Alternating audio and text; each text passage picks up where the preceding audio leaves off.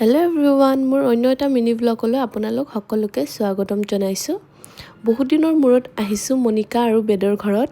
এইফালে আৰবিকা আৰু আমাৰ ধুনুই পুৰা খেলিছে। তাৰপিছত এয়া আমি ভাত খাবলৈ লৈছোঁ। এয়া মাছটো চালাডটো ইমান ধুনীয়াকৈ সজাই দিছে। আৰু এই আমাৰ ধুনুৱে যে শুকান ভাত খাই আজিকালি খুব ভাল পোৱা কৰিছে। আৰু এইফালে চিকেন, ডাল মাজে মাজে এনেকৈ লগ হৈ এসাঁজ খাই বৰ ভাল লাগে হয়নে? আৰু এইফালে দেখিছেনে আমাৰ ধুনুই যে জোলনাখন দেখি ইমান ভাল পাইছে, তাই কেৱল সেইখনত বহে।